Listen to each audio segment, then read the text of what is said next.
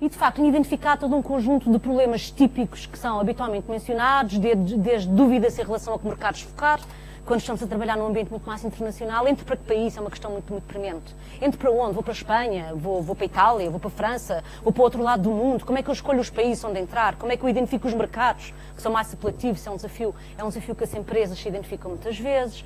Dificuldade em encontrar fatores de diferenciação. Se nós não nos diferenciarmos, somos iguais a todos os outros. Eu costumo ter um vídeo em sala de aula que fala to take the commodity away from the product. E esta é uma questão muito relevante, que é não estarmos apenas a basear em elementos que são facilmente comparáveis. Nós temos que fazer o take the commodity away, que é um elemento absolutamente crítico. Muitas vezes dificuldade em definir o posicionamento. Como é que eu me posiciono e para quem?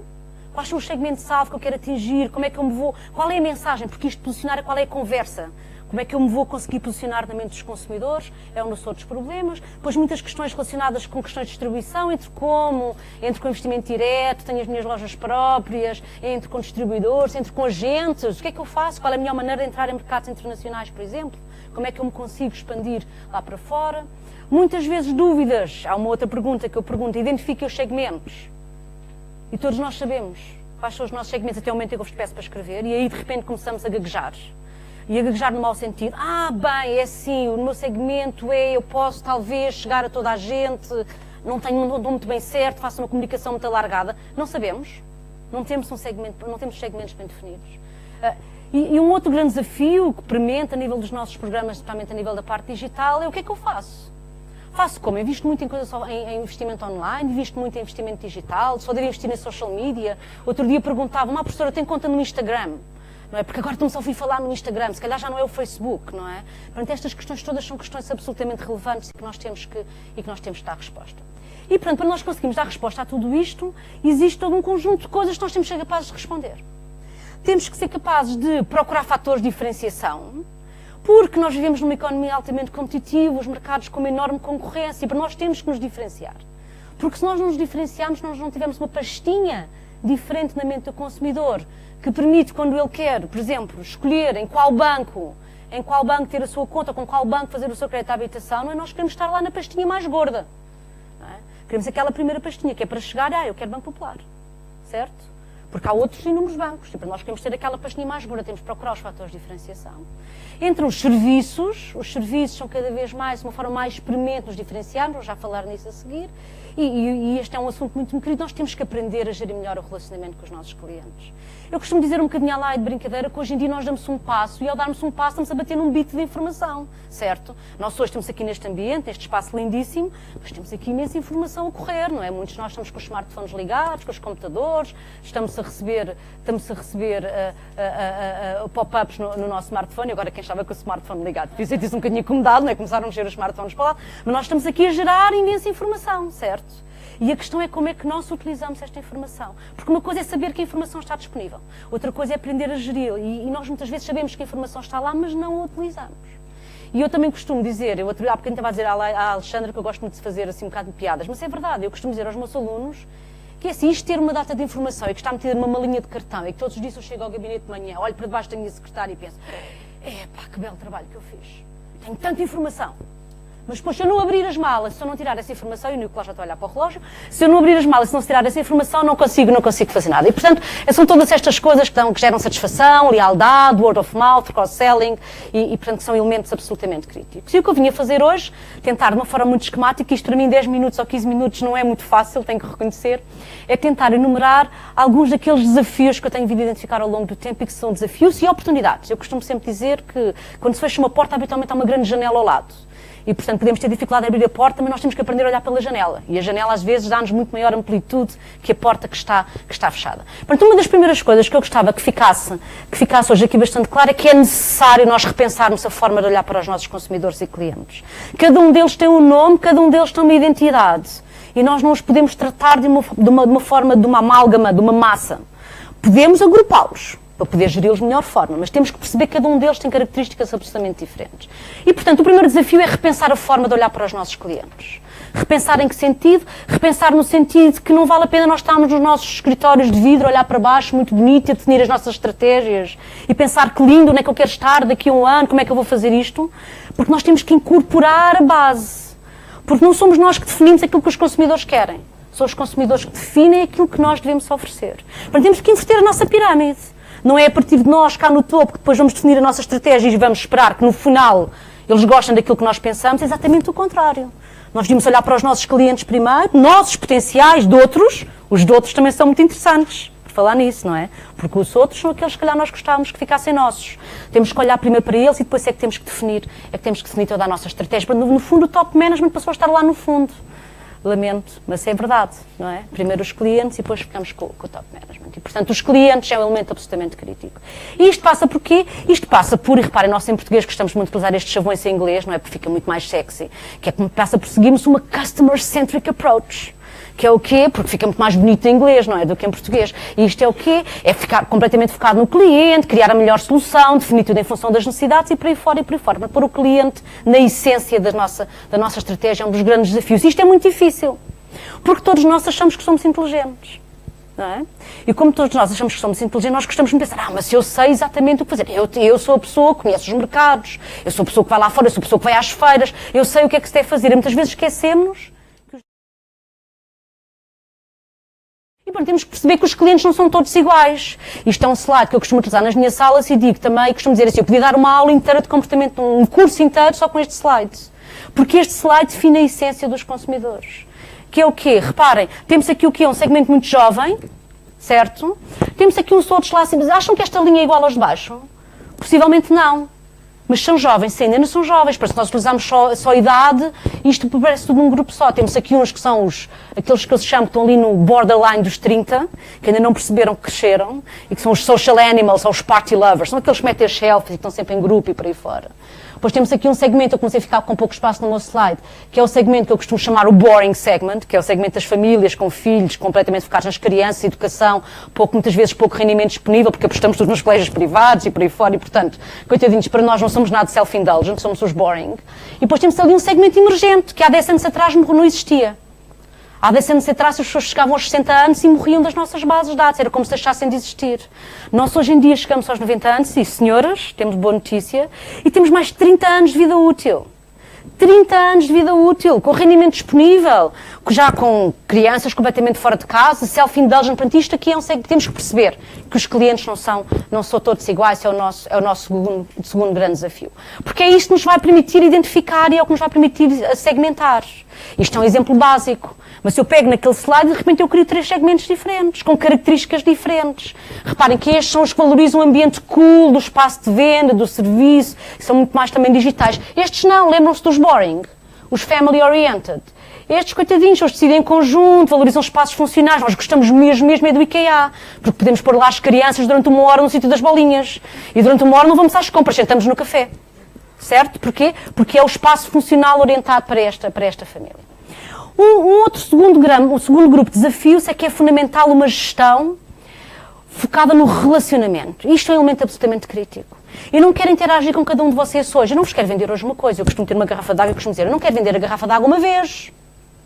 Eu quero vender hoje e quero que a próxima vez que vocês têm sede, quero que vocês comprem a quem? A mim. Não é? Eu quero que vocês querem interagir e para interagir eu tenho que gerir o relacionamento. Porque temos uma coisa que também fica muito sexy em inglês, que é o Customer Lifetime Value. E o valor da vida, o valor do cliente ao longo da vida é um elemento-chave. Eu hoje posso estar a vender uns meros 10 euros ou 20 euros, mas aquele cliente ao longo da vida se calhar vai-me gerir 12 mil euros, ou 15 mil euros, ou 20 mil euros. Eu costumo fazer este exercício com as minhas empresas. A ver quanto é que é o Customer Lifetime Value. E eles ficam tipo, E depois eu digo, sabe o que é que vocês têm que passar a pensar? Pôr um autocolante na testa dos clientes. Sempre que entra um cliente, vocês não podem pensar nos 10 euros da transação. Vocês têm que pensar, se não satisfaço este cliente, eu perdi 35 mil euros. E pior, um cliente insatisfeito que sai porta fora é um cliente que diz mal offline a cerca de 20 pessoas. E destas 20 pessoas, cerca de 50% dizem que nunca irão interagir com uma empresa de quem ouviram falar mal. Porque nós perdemos 35 mil a sair, certo? E depois perdemos mais 10, mas não é 35 mil, é os 350 mais os 35, são 385 mil, e isto é algo que nós temos que incutir na nossa organização. Um cliente insatisfeito é um cliente que perde muitíssimo, que traz uma grande perda para a organização. E portanto temos o quê? Temos que apostar no desenvolvimento, o marketing relacional. E reparem, marketing relacional porque eu sou de marketing, não tinha que pôr aqui o marketing. É a gestão da relação com o cliente, da cultura. E isto não é uma coisa da noite para o dia. Eu costumo dizer aos meus alunos de formação de executivos que eu até os posso estar a convencer que é a coisa certa. Mas não é o facto de eu os estar a convencer que eles no dia seguinte chegam à empresa e dizem, é assim, ela até nos convenceu no sábado. Portanto, a partir de hoje, nós somos uma organização com uma cultura voltada para o cliente. Não vai acontecer. Porque isto é uma coisa que se cria, que não se cria da noite para o dia. Portanto, é uma filosofia de como fazer negócio. É uma filosofia muito mais centrada na retenção, na gestão do relacionamento e não na aquisição, que é um elemento absolutamente crítico que tem que fazer parte do ADN. E, portanto, isto passa que nós, dentro do marketing relacional, o que nós queremos fazer, estas analogias às vezes ficam bem, é subir o escadote. Nós queremos induzir a experimentação, queremos adquirir, queremos satisfazer, queremos reter e queremos ser capazes de oferecer o wow.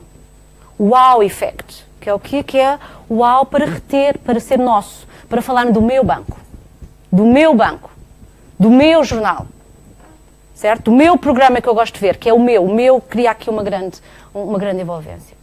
Portanto, um quarto grande desafio é o quê? Depois, para conseguirmos fazer tudo isto, nós temos que utilizar fatores diferenciadores. E é aqui que entram os serviços.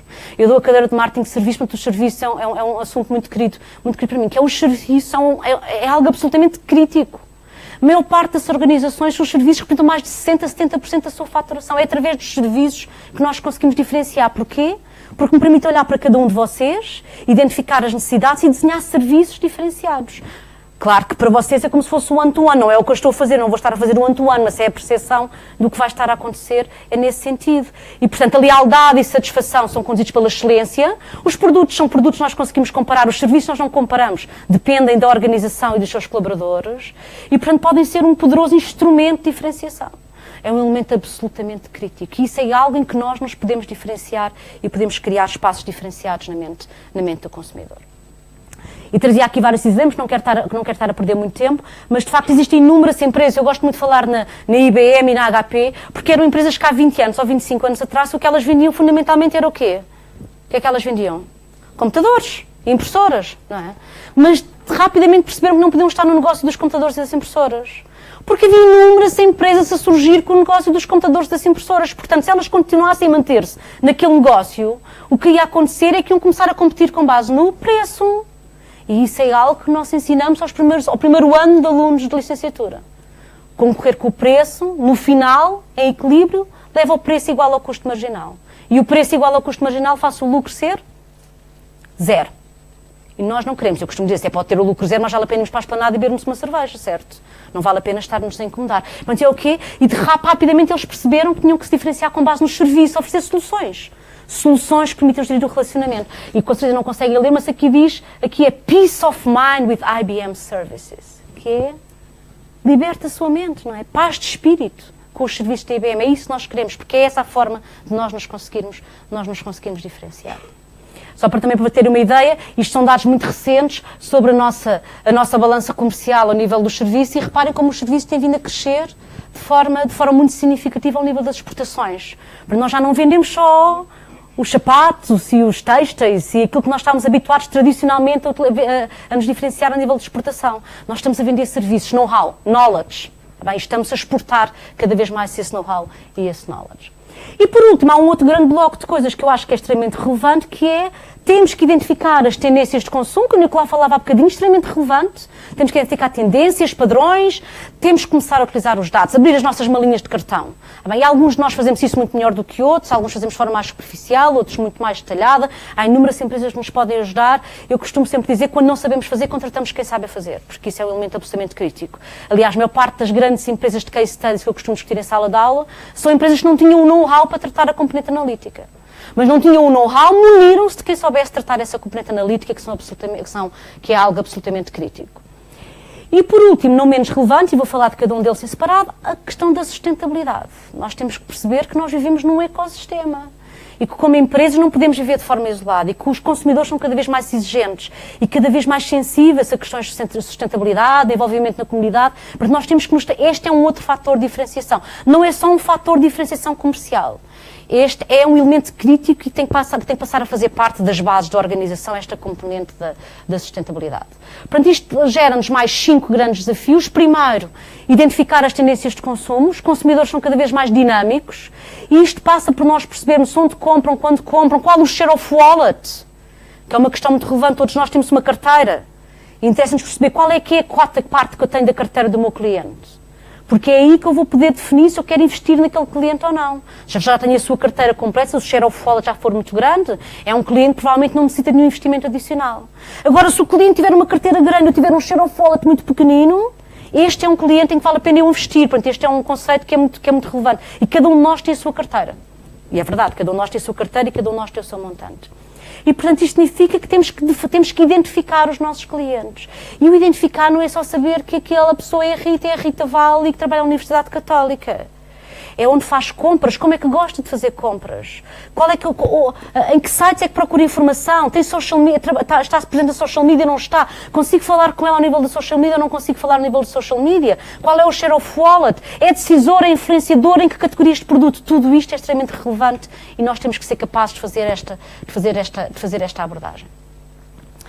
Um sexto grande desafio é o ênfase na sustentabilidade. E este é um assunto que é absolutamente premente e crítico.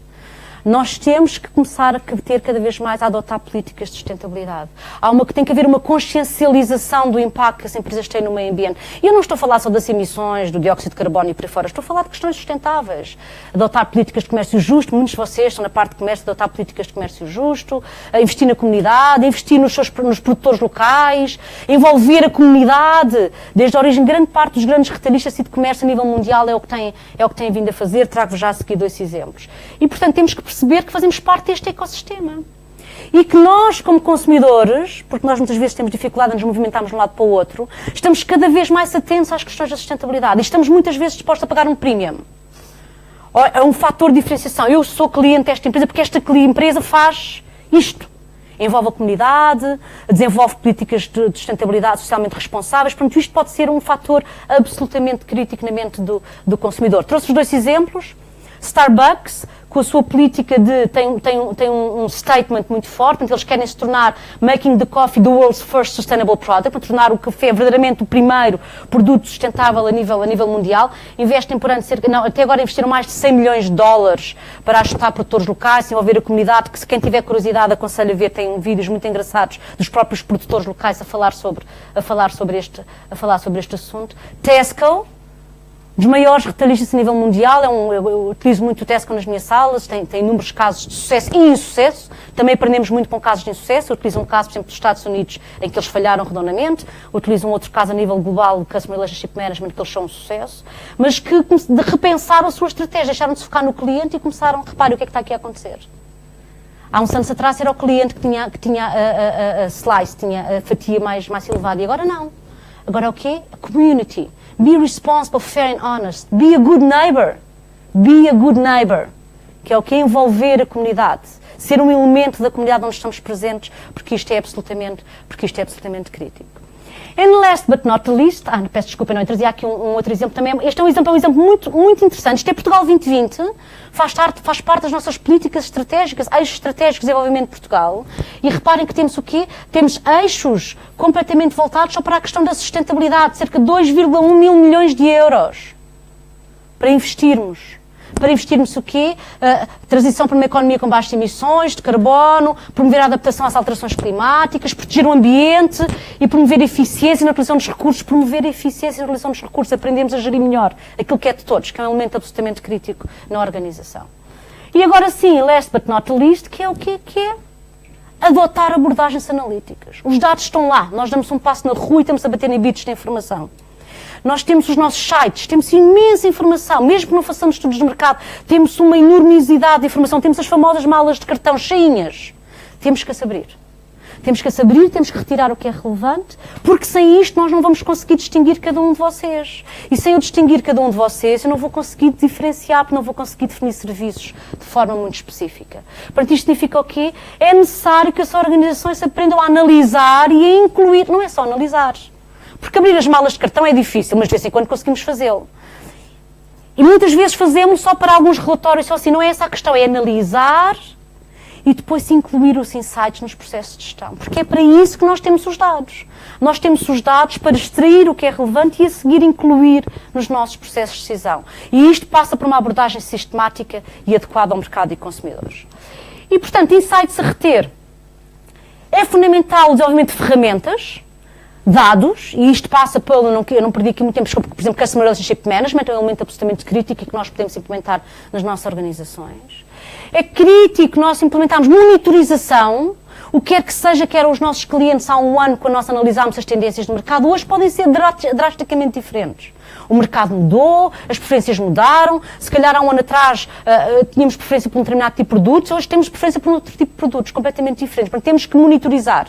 A monitorização é um elemento crítico. Devíamos o quê? Tentar desenvolver uma forte cultura organizacional voltada para o estabelecimento de relações. Isto para mim é o elemento mais premente. Porque sem relações nós não os identificamos, sem identificar não conseguimos definir estratégias, não nos conseguimos diferenciar. E por último, ter sempre presente que a sustentabilidade é um elemento absolutamente crítico e fascinante também, porque nos permite envolver a comunidade e que é importante nós começarmos a incluir este tipo de práticas na nossa organização. E muito obrigada. Excedi-me, não me excedi. Não excedeu nada, não excedeu nada. Muito obrigado, Rita. Acho que foi uma excelentíssima exposição e dá-nos, enfim, muitas pistas para o debate que se vai seguir. Eu convido agora aqui para o meu lado, em primeiro lugar, a Margarida Almeida, que é CEO da Amazing Evolution. Depois o Miguel Stilwell, que é presidente da EDP Comercial. Em seguida, a Joana Rafael, que é co-founder da Meta. E, finalmente, o Nuno Carvalho, que é CEO da Padaria Portuguesa.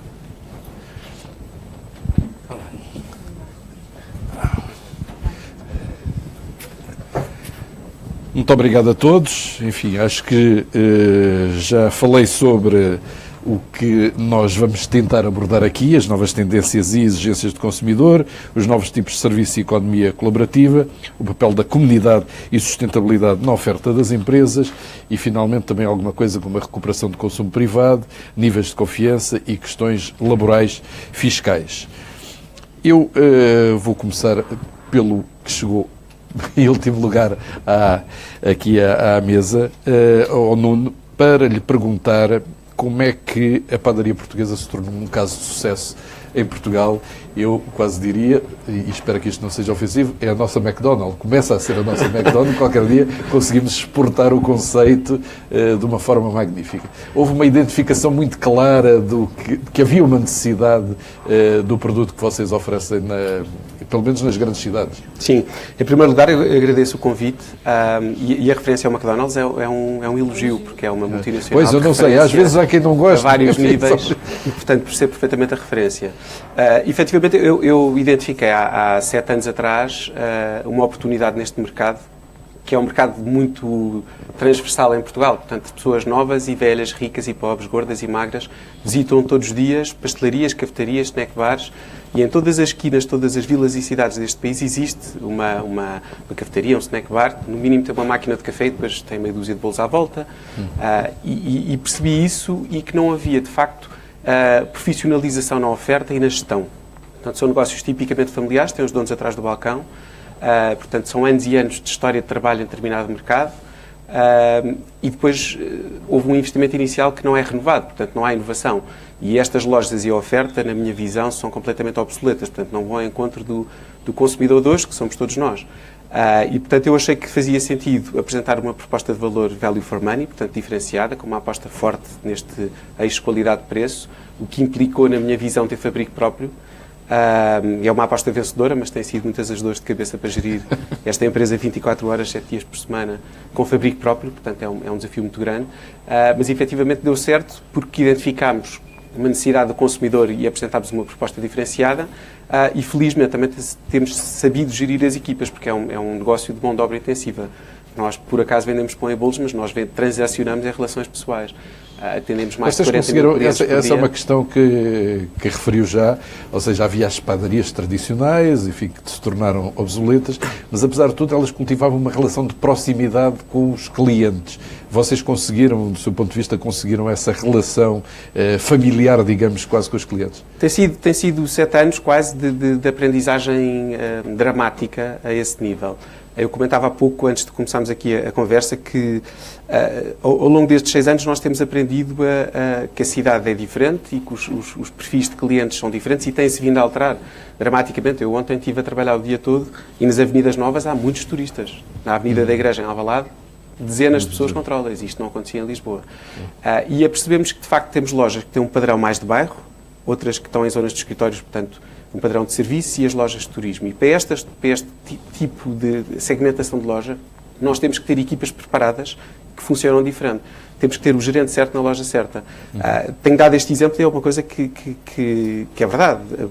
Nas lojas de bairro nós temos senhoras, e eu assisti a isto, que entram na loja, querem falar com o gerente, porque a senhora Dona Joaquina está aborrecida porque a neta teve negativa à matemática. Então temos que ter gerentes com capacidade relacional para saber aceitar esta conversa, para perguntar como ela estava. Ontem estava com dor de cabeça, hoje está melhor. Portanto, são bairros tipicamente envelhecidos, onde as pessoas têm pouca atividade e, portanto, visitam com muita frequência esses sítios, e as nossas equipas têm que estar ao dispor e têm que saber relacionar. Nas zonas de serviço isto não acontece. As pessoas querem ser atendidas com celeridade, com simpatia, naturalmente, mas essencialmente com celeridade. Querem se despachar, estão atrasadas para o trabalho, querem ir para casa e querem comprar pão rápido, e, portanto, é este o modelo. Nas lojas de turismo tem que haver um bocadinho a informação acrescida, portanto, as pessoas nem sempre conhecem os nossos produtos, a forma de comprar, e também têm oportunidades de cross-sell diferente. Nós, felizmente, os nossos preços são realmente muito baratos já aqui para os portugueses, então para estrangeiros, e não é preciso ir para a Norte da Europa, basta os espanhóis, já acham que parece que estamos a oferecer pequeno almoço à malta toda, e nesse sentido nós temos oportunidades de cross-sell, de upsell muito interessantes, e também temos que ter pessoas orientadas para isso. Portanto, eu acho que muitas vezes perguntam, e sou muito suspeito para falar, mas acho que desenvolvemos uma proposta de valor que faz um fit muito interessante no consumidor português, em quem vive em Portugal que não é português e quem nos visita, e por outro lado temos sabido gerir as equipas para o encontro desta realidade e desta expansão, de facto, rapidíssima que temos feito. O Nuno disse que um dos principais desafios é ter produção própria para tantas lojas. Quantas lojas é que vocês já têm hoje? Atualmente 55. Vocês inspiraram-se em algum modelo exterior ou entenderam que este era realmente... Não, naturalmente que nos inspirámos muito. Eu trabalhei durante 10 anos no Grupo Jerónimo Martins, portanto fui merceeiro durante 10 anos e olho para o consumidor há 10 anos, ou agora já há muito mais anos, mas e fiz muitas viagens profissionais, e quando decidi montar a padaria portuguesa fiz muitas viagens de visita de mercado para fazer benchmark. Fui à Alemanha, fui à França, e no front office houve efetivamente muita inspiração. No modelo de negócio todo, com quem eu discuti na altura, e portanto quando montamos um negócio somos sempre uns idealistas, não parece que estamos sempre é um conto de fadas. Ninguém leva a sério, a família acha uma estupidez, é um clichê, mas é o que acontece.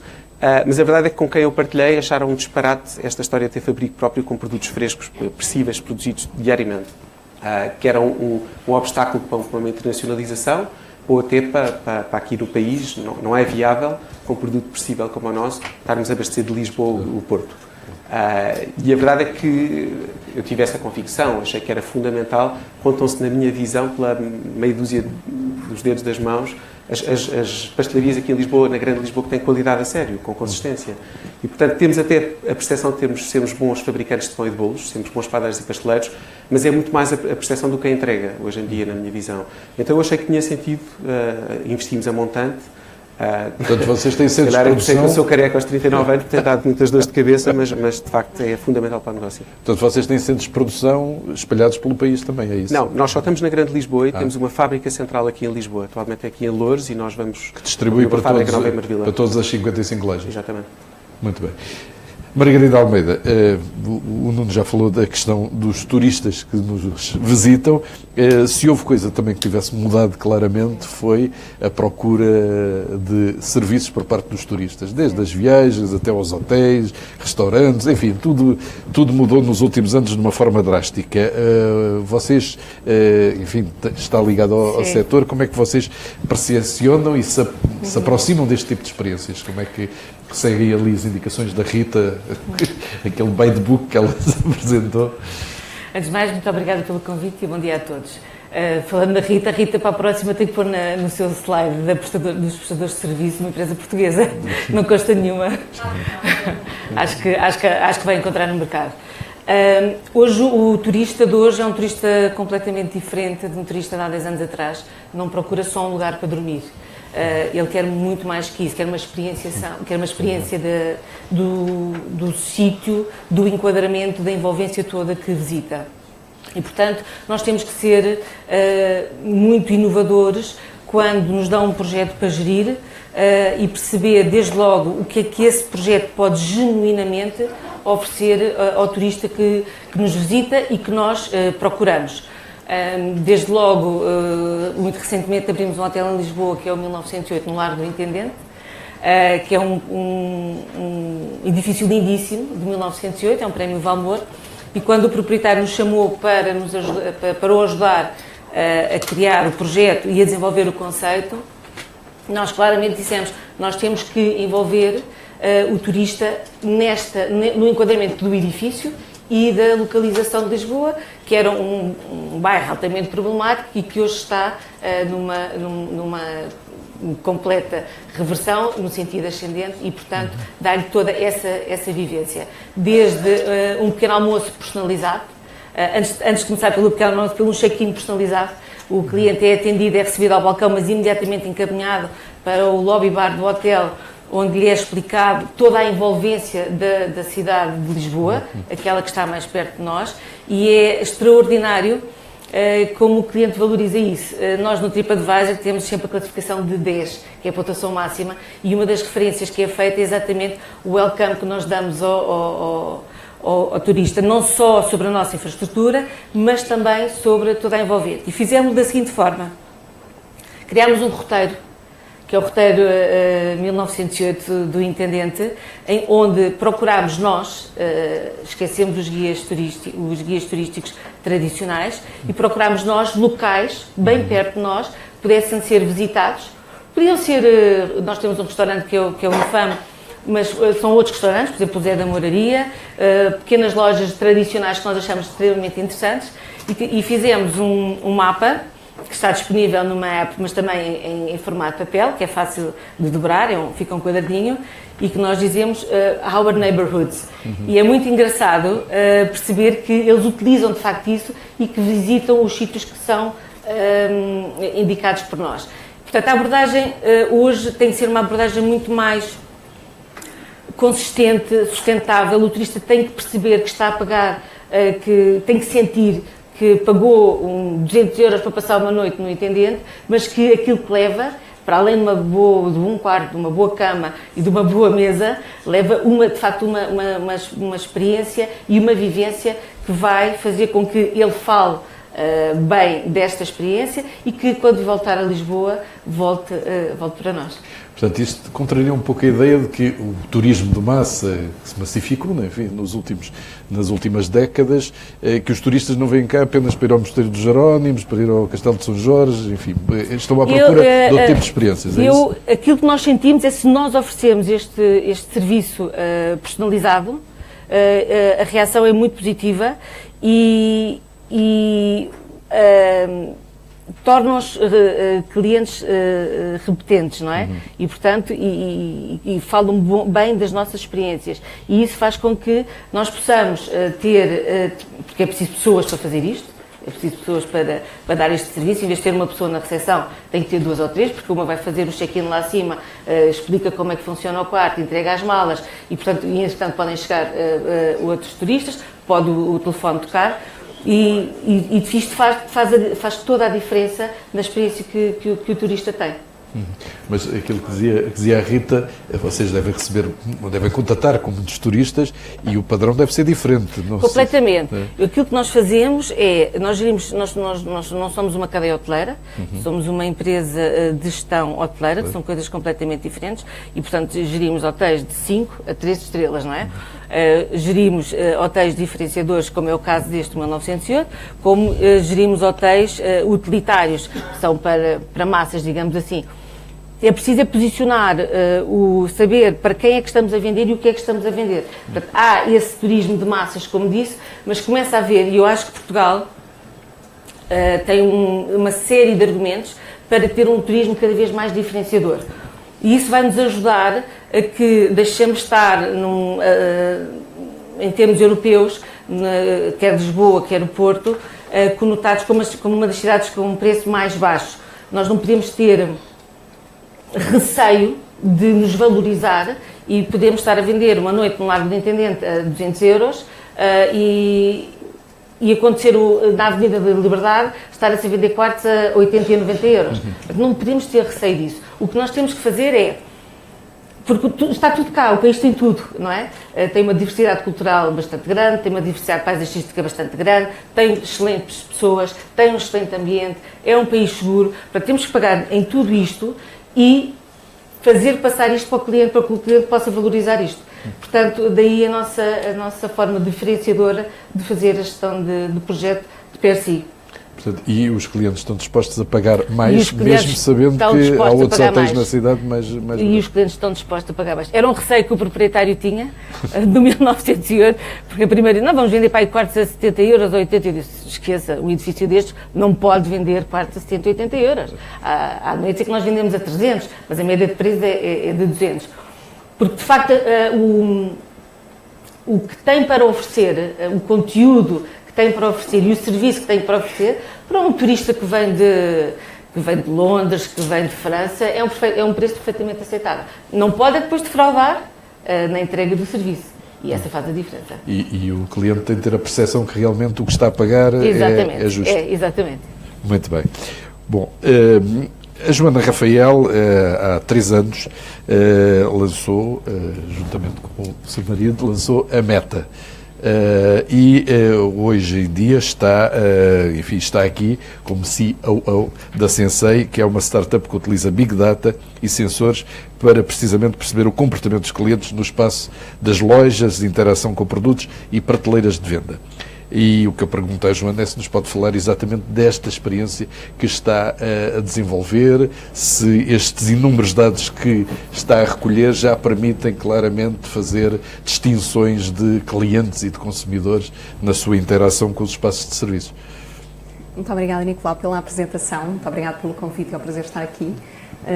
Realmente o Sensei é um produto para o retalho que foca muito naquilo que são os dados e, portanto, os dados que um retalhista pode obter daquilo que é o seu espaço físico de retalho primordial.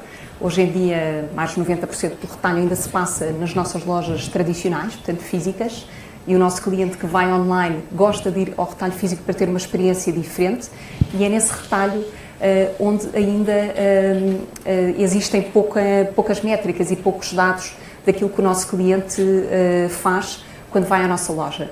Portanto, a verdade é que no online eu consigo perceber exatamente tudo aquilo que o meu cliente fez quando entrou no meu e-commerce, portanto, quais foram os produtos que ele pôs na wishlist, em que páginas é que ele clicou, portanto, quanto tempo é que esteve no site e, portanto, existem muitas plataformas que permitem fazer a análise do perfil do cliente online. Aquilo que a Meta procurou trazer com este produto foi exatamente criar analíticas do mundo real. Portanto, permitir-nos, não só com uma série de sensores presentes no espaço de loja, portanto, colecionar dados e perceber exatamente quantos clientes estão na nossa loja, quanto tempo é que eles passam na loja, qual é a interação que têm com o nosso staff, que prateleiras ou que produtos é que lhes chamam mais a atenção e, portanto, com isto, poder criar um perfil daquilo que é o cliente muito mais assertivo. Como dizia a professora Rita Duval, realmente existem muitas pastas de cartão que os gestores de retalho às vezes têm dificuldade em analisar, ou muitas pessoas, muitos stakeholders dentro do retalho, por exemplo, a pessoa que está responsável pela cadeia de lojas ou o responsável de uma loja, não têm a apetência para analisar os dados que vêm nestas pastas de cartão. E daí o Sensei sendo uma plataforma online, portanto uma plataforma que representa os dados que coleciona tanto o espaço físico de loja como os que cruza com, portanto, os CRM, os Customer Relationship Management, portanto, as ferramentas que as empresas têm onde gerem, portanto, todo o ciclo de vida do seu cliente e todas as interações que a sua marca tem com esse cliente, bem como depois as suas vendas e os dados das suas não vendas que colecionamos das lojas.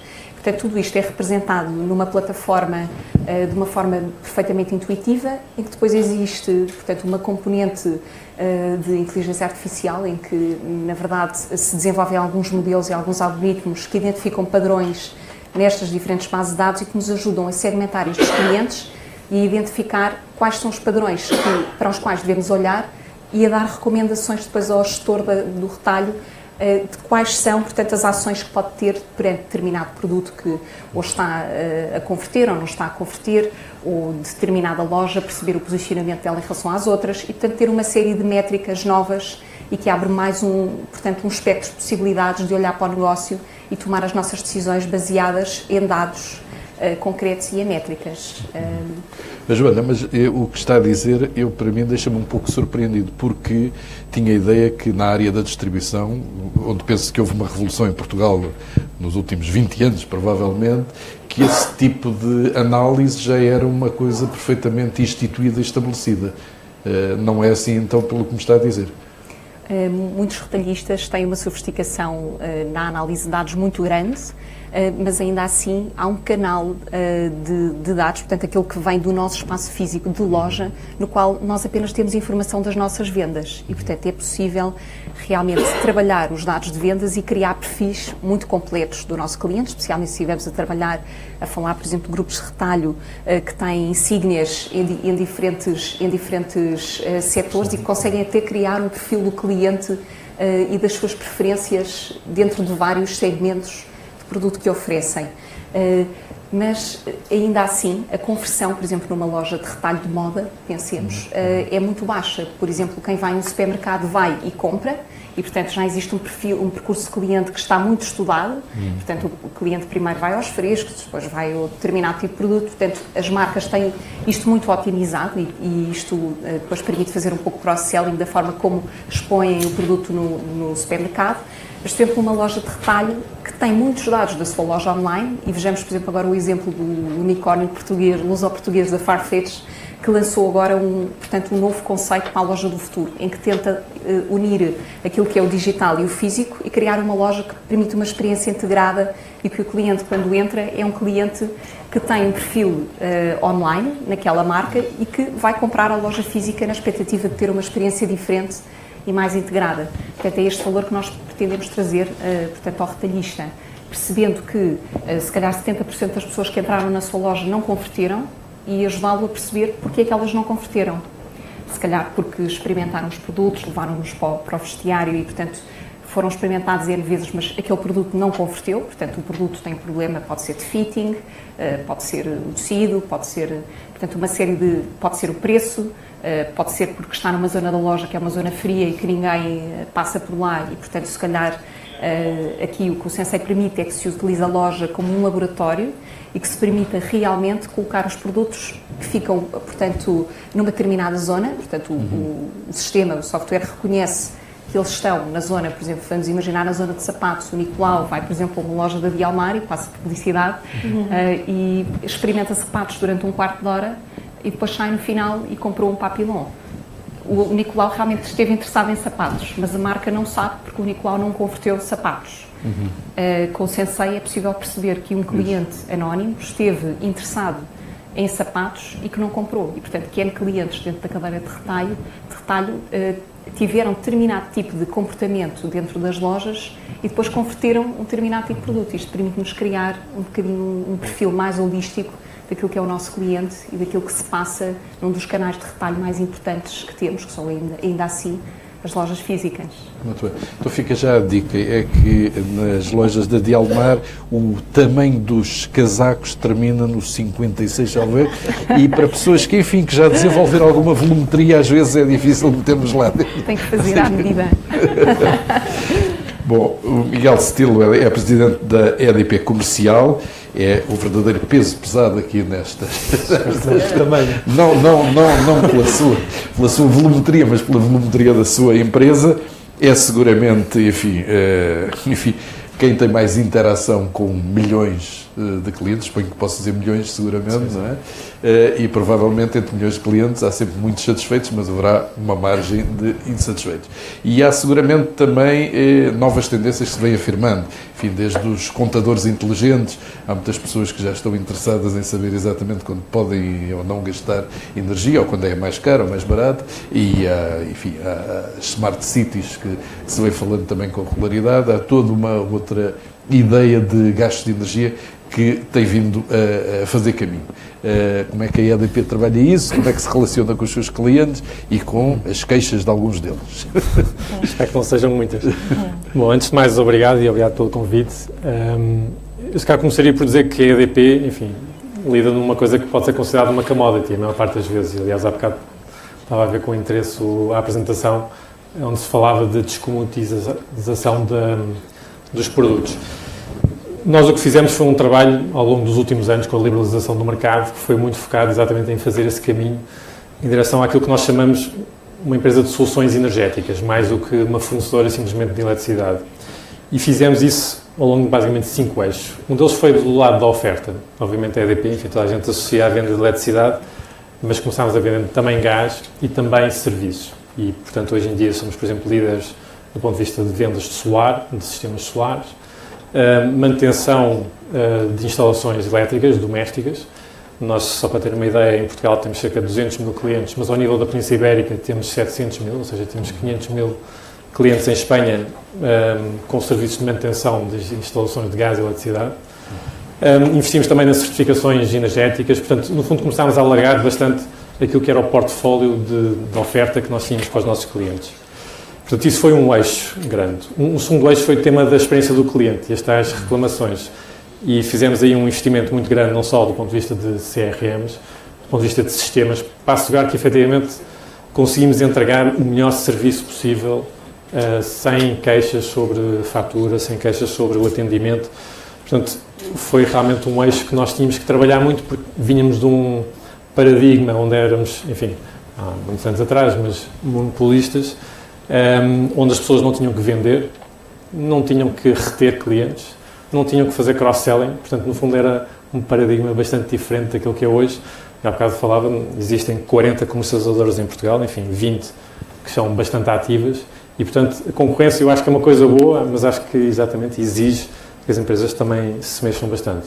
Mas deixe-me, antes de continuar com os eixos, já agora, vendo aí o facto de ser uma grande empresa com milhões de clientes, também obriga a que os sistemas respondam automaticamente ao tipo de situações que se vão colocando. E isso às vezes provoca alguns atritos com os... Sim. Portanto, o facto de se fazer leituras por estimativa pode ser muito cómodo para a empresa, mas às vezes em relação ao cliente, quando uma pessoa telefona para lá, percebe que já pagou mais de 300 e tal euros do que devia estar a pagar, coisa assim nesse género. Nós o que tentamos fazer é sempre um equilíbrio entre, por um lado, a automatização dos processos, porque realmente estamos a gerir milhões de clientes, enfim, só a EDP Comercial tem cerca de 4 milhões de clientes de eletricidade e outros 600 mil de gás. Portanto, é impossível fazer isto de forma manual. Aliás, as manualidades tipicamente até introduzem mais erros. Mas depois temos que ter uma capacidade no front office de resolver os problemas dos clientes, porque vão sempre existir problemas, da forma mais rápida possível e logo ao primeiro contacto. E aí, realmente, como eu digo, temos feito um grande investimento ao nível da formação das pessoas, quer nossas, quer de prestadores de serviço que trabalham connosco, para exatamente dar-lhes, no fundo, esse empowerment para resolverem os problemas. Dou um exemplo muito claro que é, no passado, nós éramos capazes de discutir com um cliente, se calhar 50 cêntimos, 1 euro, 2 euros de discrepância, em que, no fundo, para a EDP, quer dizer, se nós achávamos que estávamos corretos, então a nossa posição tinha que prevalecer. Era inflexível. Era inflexível, porque nós tínhamos a razão estávamos certos. Cortava a eletricidade por 10 cêntimos, ok. E o paradigma mudou. Eu acho que hoje em dia já não podemos ter esse tipo de atitude e, portanto, claramente isso foi uma formação grande que tivemos de dar às nossas pessoas, uma mudança, diria mesmo, do ponto de vista de cultura, que é, enfim, o cliente tem razão, não vamos estar aqui a discutir 50 cêntimos ou €1, porque no final do dia vai-nos custar provavelmente mais do ponto de vista de processos internos, de escalar, de analisar o caso, de responder ao cliente, etc. E, portanto, sermos claros, quer dizer, se tivermos ali um problema, tentar resolvê-lo logo no primeiro contacto e, enfim, e ficamos todos mais satisfeitos. Portanto, isso é uma mudança de cultura muito grande que é preciso fazer do ponto de vista da estrutura e de todas as pessoas que trabalham connosco. Porque nós, direta e indiretamente, temos cerca de 4.000 pessoas que trabalham só na área comercial, entre pessoas internas, pessoas de serviço nos contact centers, nas lojas, que ainda acabamos por ter uma presença física bastante grande. Portanto, isso é uma mudança cultural grande. Indo ao tema da parte dos contadores e da automatização, aí entra uma componente também onde nós temos investido muito, que é a parte do digital, que passa não só pela internet, passa pelas aplicações, as tais notificações, por exemplo, da entrega de uma leitura. Nós não, se podemos evitar fazer uma leitura por estimativa e ter uma leitura real, pode ser entregue pelo próprio cliente, obviamente preferimos. A nossa app hoje em dia, por exemplo, manda uma notificação ao cliente a dizer, olha, se quiser entregar a sua leitura este mês, nós podemos considerá-la para efeitos de faturação. Isso evita estimativa e evita haver aqui uma discrepância com o cliente. Portanto, no fundo, foi todo um investimento que temos feito também à volta do tema da automatização dos sistemas, que acho que começa-se a verificar também do ponto de vista de qualidade de serviço. O número de reclamações só entre 2015 e 2016 baixou para metade. Enfim, e nós gerimos 20 milhões de chamadas por ano, portanto são sempre números muito elevados. Nós temos uma taxa, se calhar, de reclamações inferior a 1%. Enfim, mas não estamos satisfeitos com isso, portanto continuamos a fazer esse investimento, quer nas pessoas, quer do ponto de vista de sistemas, para tentar reduzir isso. Acho que já estamos ao nível de benchmarks internacionais, mas o que gostaríamos mesmo é de ter reclamações zero e ter os clientes todos satisfeitos. Só um ponto relativamente a isso. De facto, para nós, o que nós queremos é os clientes connosco, satisfeitos, porque querem estar connosco, porque nós temos perfeitamente a noção que um cliente hoje em dia tem a escolha e se ele não estiver satisfeito, ele muda-se e hoje em dia é muito fácil mudar de comercializador e muda para o comercializador ao lado. No espaço de um dia já mudou, já começa a ser faturado pelo outro comercializador. Portanto, se eles não estiverem satisfeitos connosco, mudam. Portanto, esse é o nosso objetivo, é que eles estejam connosco porque estão satisfeitos e não porque sejam obrigados a isso. Miguel, há uma questão que se coloca com regularidade, que é o preço da energia em Portugal. Para o mal ou para o bem, há quem pense que a EDP, ou que a EDP, a energia em Portugal que é cara para as empresas, para os clientes particulares. Como é que vocês combatem esta ideia? Bem, é daqueles mitos porque é sempre difícil relativizar se o preço de uma coisa é caro ou barato, a não ser comparando. A primeira coisa que eu diria, hoje em dia existe um mercado livre que funciona, como eu digo, tem 20 comercializadoras ativas e outras tantas registadas, com grandes players espanholas, portuguesas, portanto, existe mercado e, no fundo, o preço acaba por resultar também dessa dinâmica. Portanto, um cliente que não esteja satisfeito com o preço da EDP, obviamente pode mudar. Portanto, o preço, por aí, também tem uma... Não é assim tão fácil. Uma prova do algodão. Uma segunda coisa que eu diria é, do ponto de vista de estatística europeia, portanto, não estou a inventar números, nós estamos perfeitamente enquadrados na média da União Europeia, especialmente, enfim, até estamos abaixo se retirarmos os impostos, porque obviamente nós temos um IVA que é um bocadinho mais elevado do que a média da União Europeia, portanto, isso, se incluímos o IVA, estamos ligeiramente acima, se excluímos, estamos abaixo. Portanto, a energia em si está abaixo da média da União Europeia. Um terceiro ponto que me parece que é importante, isto já é um mercado ibérico. A energia, a eletricidade que é vendida, portanto, o grossista, em Portugal tem exatamente o mesmo preço que em Espanha. E depois o que diferencia é os custos das redes ou os custos de utilização geral do sistema, mas mesmo somando isso tudo, e como eu digo, excluindo impostos, estamos igual a Espanha. Portanto, e finalmente eu dava só uma analogia, porque às vezes para relativizar, mas bocado dava esse exemplo. Um carro elétrico faz 100 km e consome 1,5 € de eletricidade. 1,5 €. Se fizerem isso com combustível, custa-vos o quê? 10 € no mínimo.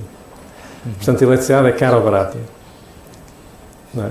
Quer dizer, eu acho que o telemóvel, que não sei quanto é que vos custou, mas seguramente algumas centenas de euros, para carregar ao longo de todo o ano, custa-vos 1 euro.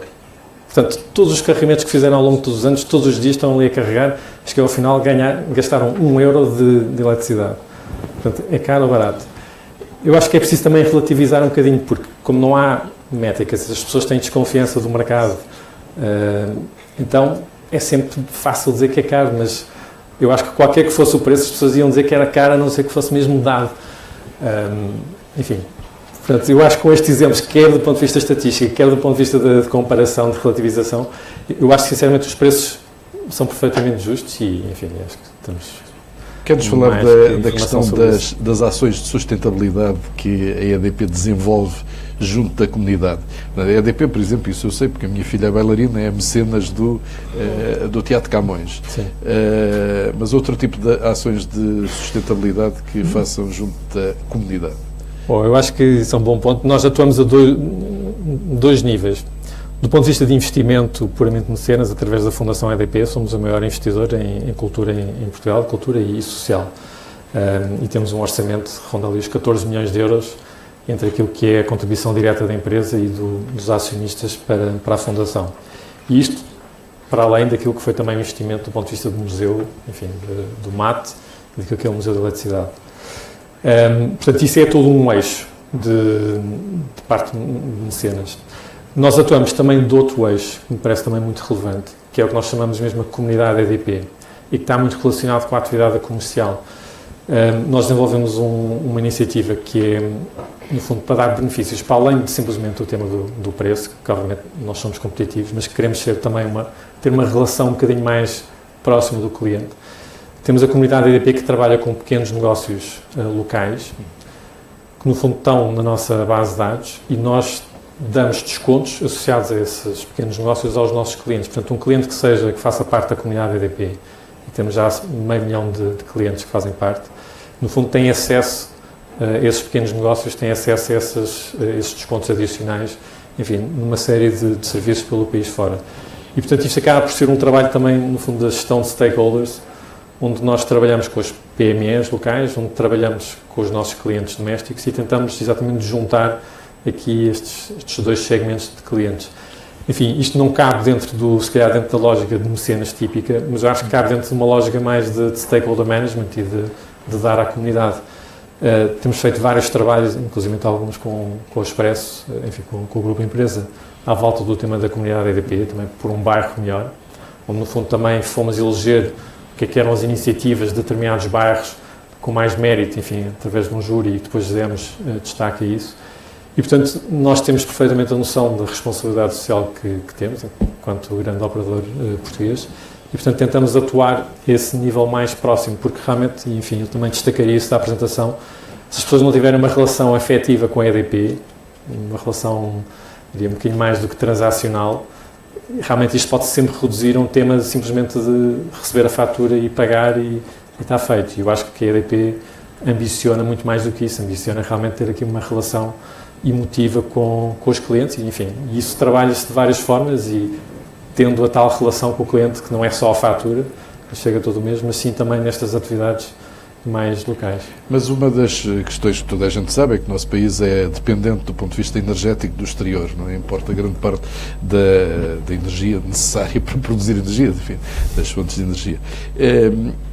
Nós, pode ser que eu esteja completamente enganado, mas nós não vimos da parte das empresas de eletricidade e em particular da EDP, campanhas no sentido da utilização eficiente da energia por parte dos consumidores. Então vou ter que lhe passar alguma informação. Vamos lá então, é isso. Nós vamos exatamente celebrar agora em junho o 5º aniversário de um programa que nós lançámos que é o Safe to Compete. Onde nós, enfim, 2012, que foi o ano em que arrancou, enfim, parece que já foi há muito tempo, mas 5 anos atrás estávamos ali no meio de uma crise enorme, financiamento dificílimo. Isto é um programa dirigido principalmente às empresas industriais, onde nós investíamos diretamente no processo produtivo da empresa para reduzir os custos da energia. E, enfim, o que nós costumamos dizer aos nossos clientes é o que vos interessa no final do dia é a fatura, então o preço vezes a quantidade. E muitas vezes discutimos o preço, obviamente é uma componente importante, mas vamos lá também discutir a quantidade, e se pudermos reduzir a quantidade, no final do dia vocês estão melhores do que se não tivessem feito esse investimento. Mas isso quer dizer que vocês têm menos receitas, se isso acontecer. Mas nós o que ganhamos é a tal relação com o cliente. E isso para nós é muito mais importante, numa lógica de médio e longo prazo, do que estarmos preocupados em ganhar aquele euro naquela discussão do preço.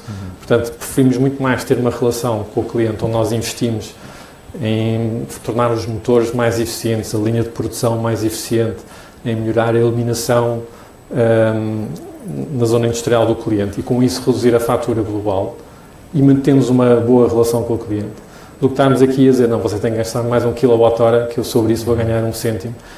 Não é o jogo hoje em dia e não é isso que nos diferencia, não é isso a nossa motivação. Portanto, nós investimos desde 2012, enfim, mais de 20 milhões de euros em projetos diretamente nas instalações do cliente e, enfim, vamos agora relançar isso, como eu digo, em junho, numa lógica já não tanto para grandes industriais, mas também numa lógica de PMEs.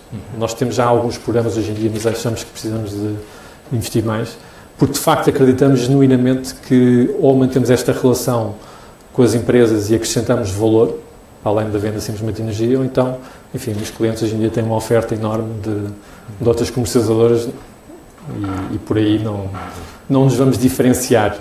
E acho que isso é importante. Muito bem. Nuno, há pouco estava-nos a dizer que identificou a oportunidade do negócio da padaria portuguesa, conhece seguramente os seus clientes, o que é que eles preferem, mas todas as empresas induzem também os seus clientes a experimentarem outro tipo de coisas e eventualmente a afirmar. A Rita dizia que às vezes nós temos a ideia que somos todos muito espertos e que sabemos tudo. Qual é a vossa esperteza? Vocês recorrem a empresas, fazem amostragens entre os clientes, como é que a ideia de lançar um novo produto, enfim, e eu tenho acompanhado, tenho vindo a introduzir novos produtos, resulta exatamente de quê? Sai tudo da sua cabeça? Não, isso seria impossível. A padaria portuguesa tem mais de 1.200 pessoas a trabalhar, portanto, se dependesse de todas as ideias de mim, estávamos bem tramados. Mas, efetivamente, nós temos uma cultura muito orientada para o cliente, uma preocupação muito grande em perceber o que é que os clientes querem. E um drama que existe neste tipo de organizações, há sempre um gap grande entre os decisores, que tipicamente estão sentados numa cadeira, no escritório, e as operações de loja. Isso foi uma das minhas grandes aprendizagens da minha experiência profissional anterior. Portanto, faço tudo para que isso não aconteça. E, portanto, tenho uma proximidade muito grande com as equipas, com os FIAs de lojas. Sei bem quem é que são, sei bem em que loja é que estão, sei o dia de aniversário. Portanto, tenho uma preocupação muito grande que me permite receber feedback, portanto, uma relação aberta que me permite receber feedback. E incentivo muito as equipas a observarem o consumidor. E só nestes 6 anos e meio de atividade temos tido alterações dramáticas no consumo.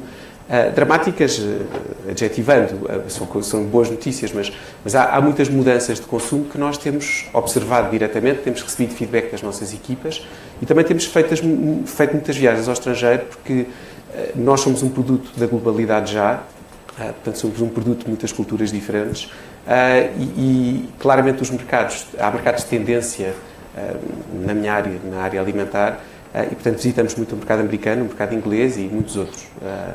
E com isso nós discutimos ideias e vamos evoluindo. E nós aproximamos em termos de gostos e preferências do mercado americano ou inglês, ou estamos mais próximos de mercados mais europeus continentais? No mercado americano, na minha visão, aprendemos mais metodologia. Do ponto de vista de produto em si, aprendemos muito mais que o mercado europeu. Ainda que haja inovação também, houve ideias nossas de produtos que lançámos que claramente tivemos do mercado americano, mas não quer dizer que não seja o padrão, a nossa referência alimentar de todo que é. Agora, para que tenham uma ideia, o negócio começou com uma oferta, portanto, ao negócio da pastelaria tradicional trouxemos a categoria de pão, que estava nos supermercados, e os almoços eram um complemento, portanto não tinha grande ambição. A verdade é que ao longo do tempo começámos a perceber que os portugueses e quem utiliza a cidade de Lisboa, estrangeiros ou não, precisam de almoços rápidos. Portanto, a nova geração já não tem almoços de 1 hora e, na verdade, começámos a perceber que era uma categoria com potencial. E há 2 anos relançámos o nosso programa de almoços e, na altura, com as equipas de gerência de loja, talvez tivéssemos 20 e tal lojas, eu lembro-me de trazer à prova ingredientes que, para mim, pessoalmente, e para a minha realidade de família e amigos, já são artigos de consumo corrente, quinoa, pera, abacate e por aí fora. E lembro-me de, em 20 e tal pessoas, não havia uma única que tivesse experimentado quinoa e havia uma pessoa que tinha comido pera, abacate que o avô comia com vinho do Porto. A verdade é que hoje em dia é um produto que cada vez é mais corrente e a nossa missão é um bocadinho trazer para o mass market essa inovação. E em 15 dias vamos estar a lançar um programa de almoços que tem uma inspiração portuguesa antes de mais, mas também muito do mercado inglês e algumas coisas do mercado americano. Nós vamos lançar uma sanduíche de caranguejo em casca mole que não se via em Portugal, sobretudo no mass market. E isto tem que ver com desafios internos também, observações que vamos fazendo e, portanto, basicamente, quer dizer, a inspiração é global, sendo que somos portugueses e queremos respeitar também as nossas origens e tradições. Somos portugueses abertos e viajamos e queremos trazer essa inovação para os portugueses que não podem viajar. Vocês adaptaram o espaço físico das lojas precisamente a essa tendência das pessoas irem lá comer, em vez de irem só comprar. E, do ponto de vista de produtos, vocês já tiveram algum que tivessem lançado e depois tivessem deixado cair? Naturalmente que já houve produtos com menos sucesso comercial. Mas diria que a maior parte dos nossos lançamentos, muitos deles até são feitos numa lógica, é uma técnica de retalho in and out, portanto, para criar estímulo. A cada 6 semanas lançamos um produto novo e comunicamos. Alguns produtos só temos ao fim de semana para criar excitement, mas que eu me lembro sobre um produto que depois não ficou no assortment base. Agora, no retalho também é uma chatice, porque temos limitação de espaço de prateleiras e, portanto, se fica um, tem que sair outro, mas cria dinâmica na gestão e também excitement para o cliente, portanto, acho que fica toda a gente a ganhar. Margarida, a gastronomia para os turistas é importante também? É fundamental. Eu acho que é um dos fatores, obviamente que a parte do país em si, a cultura e tudo mais, mas de facto a gastronomia é um selling point na área do turismo e da hotelaria em particular. Portanto, vocês quando recomendam o tal roteiro também passa por restaurantes. Exatamente, claramente. Apesar de quase todos os nossos hotéis terem um restaurante, uns mais virados para dentro, outros mais virados para fora, como é este caso do Lar do Intendente do Infama, não deixamos de dar a conhecer boa gastronomia portuguesa. Não aquela que nos paga comissões para nós irmos, mas aquelas que nós achamos que têm, de facto, a capacidade de dar ao turista a autenticidade e a experiência da comida portuguesa. E o impacto com o bacalhau? Corre bem? Extraordinário, é extraordinário, é muito bom, é muito bom. Muito bem. Rita, eu gostava de lhe perguntar, depois de ouvir estas intervenções, quer fazer alguma nota? Eu acho que foi muito interessante, porque de diferentes maneiras, porque as vossas áreas de negócio também houve aqui uma influência muito forte no nível da experiência do consumo. Eu acho que é um fator extremamente relevante. Este Customer Experience Management, que é outro dos chavões que nós utilizamos muito, juntamente com o Customer Relationship, é o Customer Experience. E eu acho que esse, efetivamente, é o caminho a seguir, porque nós temos que perceber que, como consumidores, nós já estamos muito além daquela perspectiva de que eu aceito o que é que seja que me deem e, portanto, eu vou-me ficar pelo básico e vou ficar por aí. O Nuno falava nisso, o Miguel falava nessa questão também. E, portanto, eu acho que, efetivamente, nós, como gestores, como CEOs, como CMOs, como o que quer que seja que nós chamamos dentro das organizações, acho que temos que perceber que os consumidores são muito dinâmicos, têm necessidades muito concretas e nós vivemos num mercado muito competitivo. Acho que esta é a questão. E como vivemos num mercado muito competitivo, se nós queremos ficar no mercado, porque se for só para retirar um lucro de curto prazo, nós podemos discutir os 50 cêntimos, só €1, como o Miguel falava há bocadinho, não é? Se nós queremos estar numa perspectiva de longo prazo, com negócios sustentáveis, consistentes, com crescimento, com possibilidade de internacionalização, ou não, nós falamos muito de internacionalização, mas eu não acho que seja uma condição necessária para um negócio, porque nós podemos viver e podemos diferenciar-nos e podemos crescer puramente no mercado nacional. Nossa internacionalização é um must para muitos setores, mas não tem que ser uma coisa obrigatória. Portanto, há que, efetivamente, este enfoque na experiência é fundamental. Este enfoque na necessidade, o Nuno utilizava uma data de chavões que nós utilizamos também, mas que é muito esta coisa de criar o excitement, não é? Só temos o bolo de chocolate ao fim de semana, certo? E depois fazemos estes lançamentos e hoje tem, por acaso não sei se vocês têm, mas outro dia estava num género também, num negócio semelhante que era o pastel nata de maçã, não é? Isto é o tipo de coisa que faz com que a pessoa sinta curiosidade e é gerir a experiência, porque nós precisamos deste dinamismo e esta satisfação, grande parte do prazer e da lealdade a uma marca tem a ver com a experiência. Quando o Miguel dizia, aliás, vou-lhe pedir isso, porque eu vou utilizar nas minhas salas, porque gostei imenso do exemplo do Safe to Compete. Tenho um exemplo parecido da Jerónimo Martins e gostava de trazer ao DDP. Quando o Miguel Alpino descrevia a questão do Safe to Compete, isto é extremamente interessante, porque mostra que como organização já estamos um passo à frente. Que já não estamos a tentar só a questão do mas se eu conseguir que eles comprem este pacote, eu vou conseguir faturar mais. Reparem que já é uma lógica diferente, que eu se calhar até vou faturar muito menos. Mas se eu gerir esta experiência, gerir o relacionamento com o meu cliente, ajudá-lo a torná-lo mais eficiente, eu investir na melhoria do seu processo produtivo, é uma forma de eu criar uma lealdade estrutural. Que este é um cliente que amanhã aparece-lhe o concorrente, um dos outros players do mercado, a oferecer menos X cêntimos, é um negócio de cêntimos, não é? E oferecer menos X cêntimos, e é um cliente que diz não. Eu não vou querer os menos X cêntimos e se calhar nem sequer vou tentar negociar os menos X cêntimos com o meu fornecedor habitual, porque aquele meu fornecedor é o que me conhece e que investe em mim e que me ajuda e que eu sinto que é um parceiro. E esta questão da parceria é algo extremamente relevante, que é o cliente perceber que não é uma relação puramente comercial, que é uma relação em que ambos os lados estão dispostos a investir. E é o que nós queremos. Quando eu há bocadinho dizia aquele meu exemplo da garrafa, eu costumo usar a garrafa de água porque eu tenho mais à mão, eu com a garra em sala de aula, não é? E eu digo, reparem, eu não quero vender isto hoje, não é? Eu quero vender isto hoje, e amanhã, e depois de amanhã, e de preferência daqui a 20 anos. E ainda quero ser eu a vender o mesmo produto. Eu acho que essa é a lógica, é essa a estratégia que nós temos que ter. É uma filosofia, é uma filosofia que não é numa perspectiva de curto prazo, é uma perspectiva de longo prazo. Eu acho que o cliente tem que perceber que nós estamos lá, nós enquanto prestador de serviços, para olhar por ele, não é? Que ele está a se cuidar, que ele está... Que é especial. É especial, e é sempre especial, em qualquer circunstância. Eu costumo utilizar um exemplo, já sei que a Margarida não gostou dos meus exemplos. Não, gostei. Acho que os exemplos internacionais são exemplos muito transversais, mas tenho vários exemplos também de empresas portuguesas, deixe-me dizer, nas minhas diversas salas. Vamos ter consigo. Mas, por exemplo, no caso da Amazon, eu costumo dar um exemplo muito específico à Amazon, porque todos nós compramos na Amazon, quando entramos na Amazon, alguém sabe como é que a Amazon nos trata? Diz Dear Rita, não é? E Dear Nicolau, e Dear Margarida, e por aí fora. E isto é o quê? Isto é o exemplo, quer dizer, nós sentimos especiais.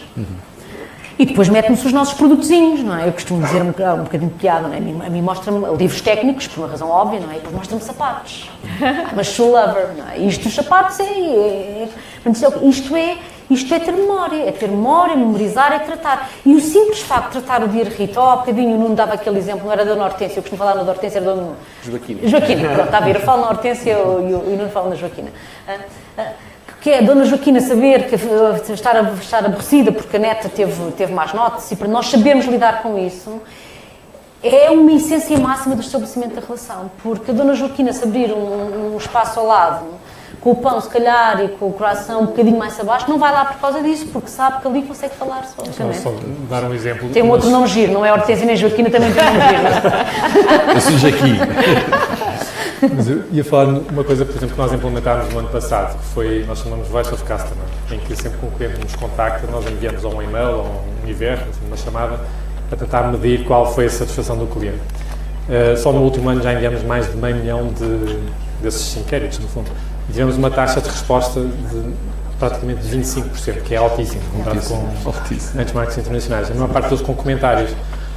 Portanto, só no último ano, enfim, mais de 100 mil respostas de clientes, ou dando-nos uma nota de 0 a 10, provavelmente. Mas tem graça porque no outro dia, mas depois nós implementámos uma coisa que nós chamamos o close the loop, que é alguém que nos dê uma má nota e diga que o problema não ficou resolvido, devolvemos a chamada. E, portanto, temos vindo agora a crescer esta equipe. Mas isto para dar um exemplo, no outro dia até estávamos com um investidor português e fomos lá mostrar-lhe o call center e, no fundo, nós tínhamos implementado isso. Ele disse, olha, isso realmente funciona porque eu dei-vos no outro dia. Eles ligaram no dia seguinte, resolveram o problema e eu voltei a dar 10. Portanto, quer dizer, até eu fiquei admirado porque, enfim, às vezes as pessoas contam estas histórias, mas não está à espera que alguém na audiência tenha efetivamente passado por isso. Mas acho que é o tipo de coisa de ter esse feedback e conseguir atuar sobre ele e conseguir melhorar e ir melhorando, no fundo, essa experiência, porque muitas vezes as coisas não resultam em reclamações, resulta num cliente insatisfeito, mas, enfim, mas pode ir barafustar para outro sítio e não necessariamente estar ali a preencher uma reclamação.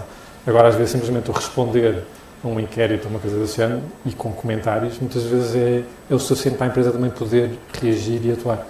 Mas acho que este feedback constante, porque nós não temos necessariamente as pessoas sempre a entrarem pela nossa loja dentro, Mas este feedback constante acho que é fundamental. Existem vários estudos que mostram que um cliente insatisfeito, cuja reclamação ou a insatisfação é bem gerida, acaba mais satisfeito do que o inicial. Pois eu conto aqui uma pequeníssima história, só para dizer, envolve a EDP, mas a EDP pelo lado positivo. Portanto, e outra empresa. Mais descansado. Eu há 3 anos mudei-me para uma casa e tive de fazer a ligação de eletricidade, de gás e não sei o quê. E pedi a uma empresa para me fornecer a gás. A empresa demorou e eu andei cerca de 3 meses a tomar banho de balde. Não era de balde, era de balde mesmo. Bom, até que às tantas telefonei para a EDP e disse: desculpem lá, vocês podem vir cá arranjar isto e tal. Foram muito eficientes, passado uma semana, coisa assim, eu tinha gás fornecido por vocês. 3 anos depois, a outra empresa continua-me a mandar faturas como se eu estivesse a ser fornecido pelo gás deles, o que eu acho verdadeiramente extraordinário. Eu já fui à loja do cidadão, eu já falei, já telefonámos de vezes para lá, dizem-nos todos, pá, próximo está resolvido, próximo mês está resolvido. Até hoje não está resolvido. E é por isso que eu lhe falava do gigantismo, porque a outra empresa também é um bocadinho grande, não é? E, portanto, o sistema autoalimenta-se. Não tem ideia de quem é que será. Não, eu não disse nada. Não, mas é uma das grandes dificuldades das grandes empresas, é conseguir gerir depois os casos, porque na média funciona, mas depois há sempre exceções que correm mal, e se isso basta ser 1%, enfim, de 1 milhão de clientes ou 4 milhões ou o que for, e são logo dezenas de milhares de saber a raiva com que eu já estou essa empresa. Joana, uma das questões que já foi aqui abordada é a internacionalização, e vocês estão a dar o primeiro passo nesse caminho. Quais são aquelas especificidades que vocês têm encontrado nessa travessia? Na verdade, nós quando posicionámos a empresa, portanto, quando abrimos a empresa há 3 anos atrás, o nosso primeiro cliente era nas Caraíbas. Portanto, a nossa primeira apresentação de projeto foi no país das Caraíbas. Portanto, foi logo um começo muito bom, auspicioso. Talvez um pouco porque antes de abrirmos esta empresa, eu e o meu sócio tivemos vários anos nos Estados Unidos, e então para nós era quase mais natural contactar com clientes estrangeiros do que com clientes portugueses nesta área tecnológica de prestação de serviços de TI. E então começámos um pouco por aí. Hoje em dia temos um desafio diferente, que além de continuarmos a trabalhar com empresas parceiras e a desenvolver realmente projetos de engenharia de software e, portanto, de áreas tecnológicas, estamos a lançar um produto próprio. E aí sim, nós, apesar de ser um produto B2B, portanto, os nossos clientes são cadeias de retalho, e, portanto, isso faz com que o passo da internacionalização tenha que ser natural logo à partida. Os primeiros clientes com que começámos a trabalhar aqui em Portugal, nós lançámos este produto muito recentemente, até passa a publicidade, foi no Web Summit, aproveitámos esse certame para fazer a primeira apresentação. E, portanto, mesmo os clientes portugueses com quem estamos a começar a trabalhar são cadeias, algumas, portanto, nacionais, mas que têm uma presença internacional e, portanto, nos permitem, com o crescimento do produto e com o crescimento dentro destes clientes, ter uma estratégia de internacionalização. Mais recentemente, a semana passada, estivemos na Alemanha e, portanto, temos agora uma oportunidade de trabalhar com um grande grupo de retalho alemão. Portanto, vamos nos deslocar até para lá em breve para fazer um período com as equipas deles agora no próximo verão. E, portanto, será um desafio grande para nós realmente começarmos a ter também uma base de clientes fora de Portugal e não apenas cadeias internacionais presentes em Portugal, portanto, para o projeto Sensei. E quando vocês contactam clientes fora de Portugal, o facto de lhe desaparecer uma Joana ou um Vasco, não, esses nomes não lhes fazem confusão. Serem deste país. Não. As tecnologias de informação já ultrapassaram isso tudo completamente. Claro que Portugal, se calhar, é um país mais especializado noutro tipo de setores, portanto, talvez a indústria têxtil, como se falou aqui no último painel de debate, mas eu penso que, portanto, até esta nova vida das empresas, as chamadas startups, que trabalham todas muito no mundo digital, eu penso que para nós e para essas empresas o facto de sermos uma empresa tecnológica em Portugal acaba por não ser assim tão relevante, porque, portanto, a tecnologia acaba por ser muito mais desmaterializada e o tipo de serviços que se proporciona, e, portanto, não existe uma raiz tão forte. Eu, por acaso, o meu sócio até se chama Vasco Portugal, portanto, onde quer que nós cheguemos, portanto, não há erro, não há dúvidas nenhumas.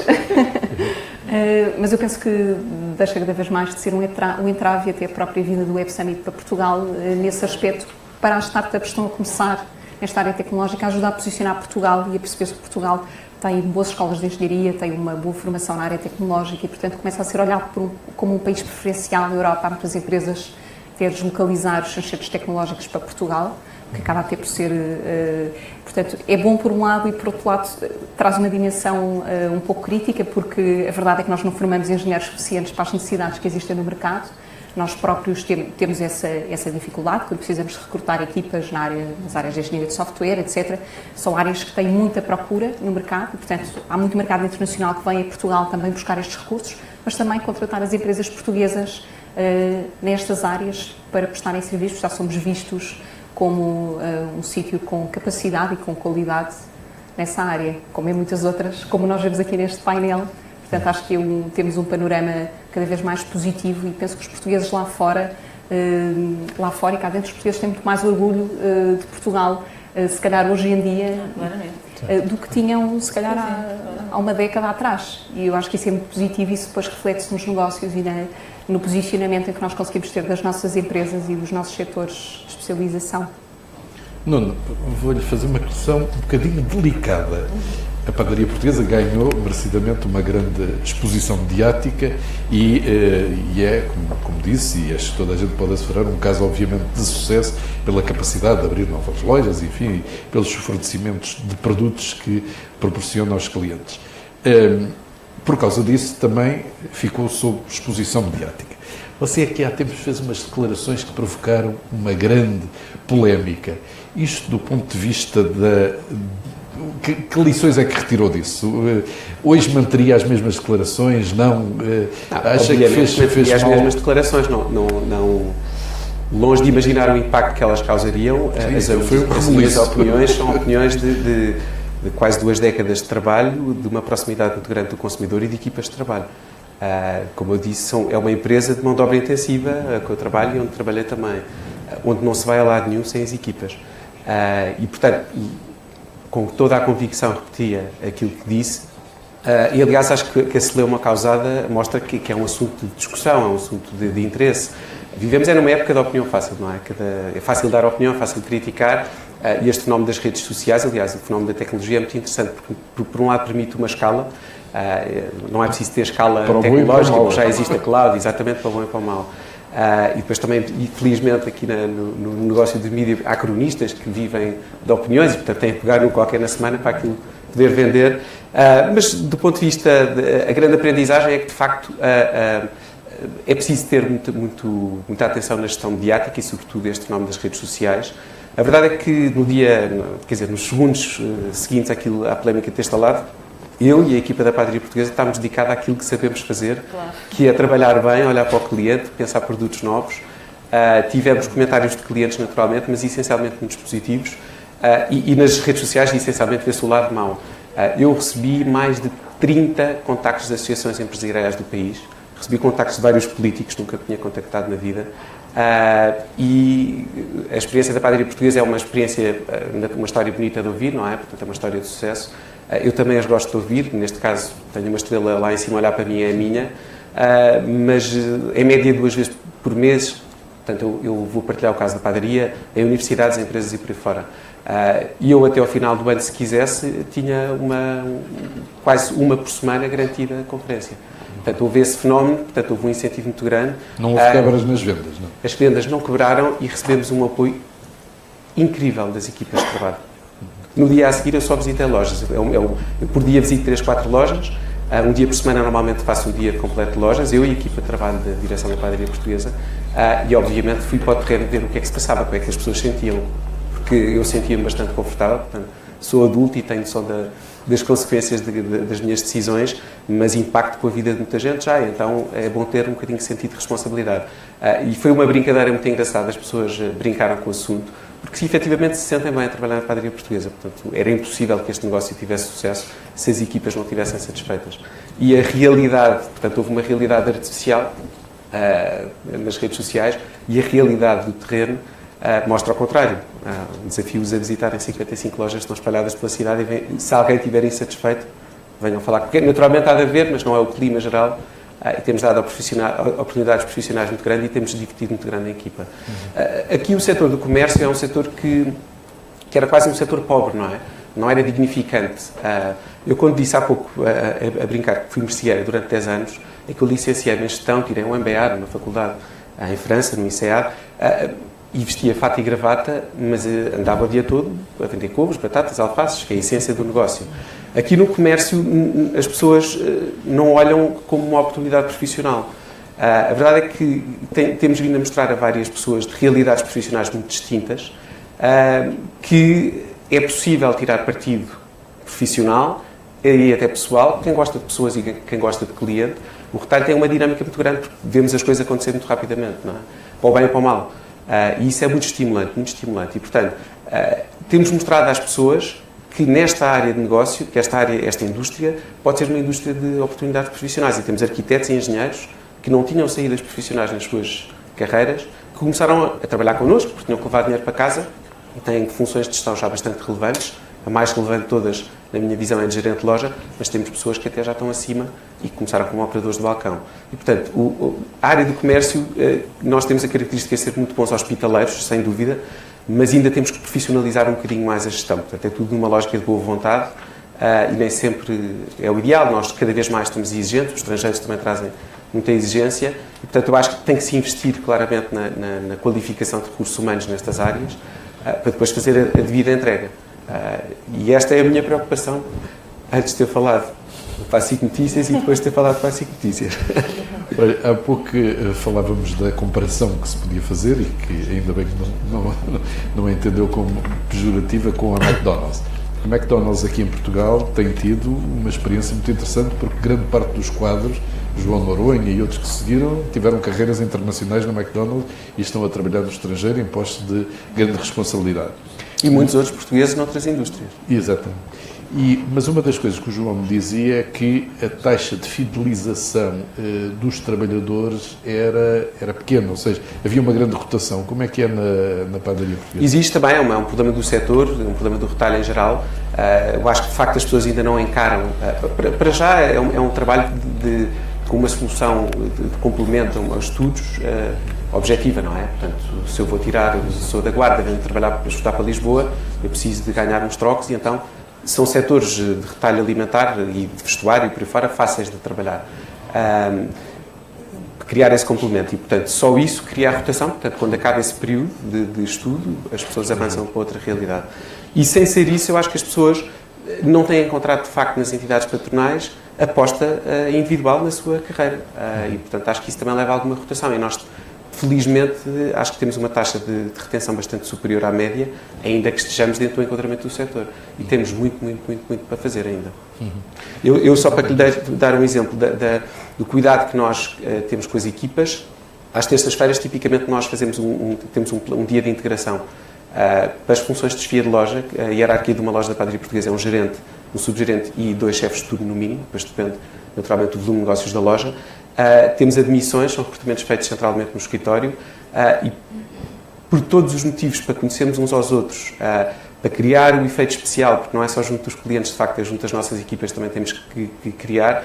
Eu e a equipa de direção vai todos os dias, todas as terças-feiras, dar as boas-vindas. Tipicamente acontece às 8 da manhã, como eu vim para cá, pedi para ser ao meio-dia e, portanto, temos essa realidade de fazer um welcome day simpático. Eu não me esqueço do primeiro, quando o Alexandre Soares Santos nos recebeu na Jerónimo Martins, há de ficar gravado na minha cabeça para sempre, ou melhor, no meu coração para sempre.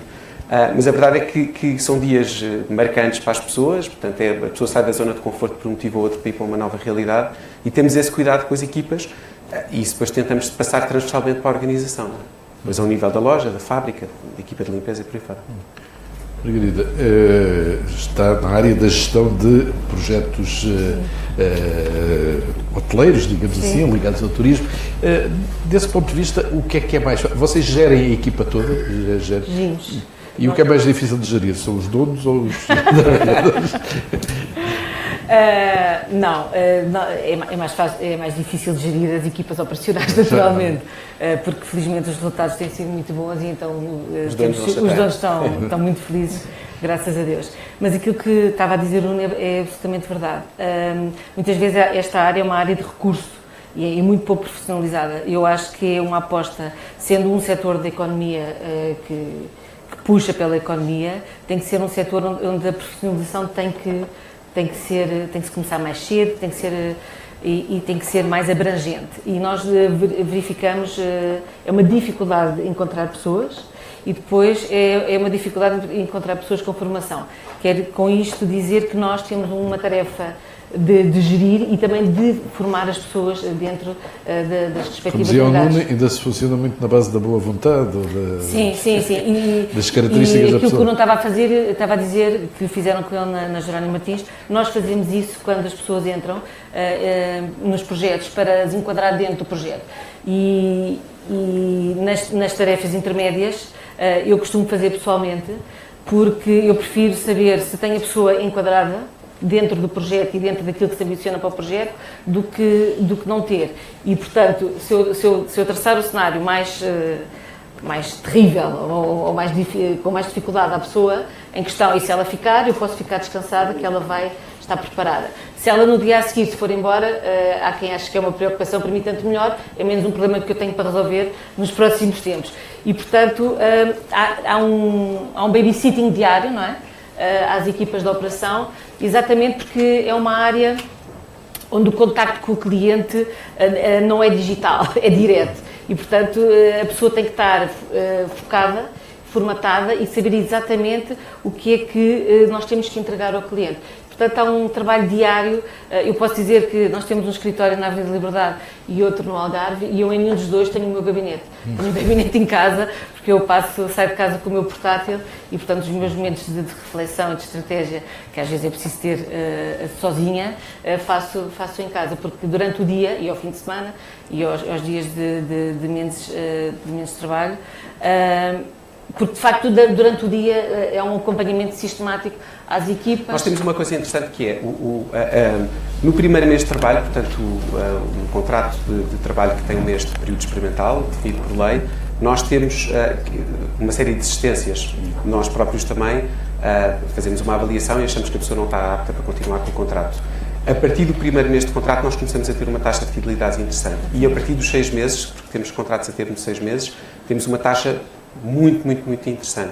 Isto é porque as pessoas, claro, há um impacto as pessoas, quer dizer, temos uma crise de valores gerais e, portanto, as responsabilidades dos jovens de hoje, eu acho que estão a voltar um bocadinho, mas há um desprendimento grande em relação a compromissos.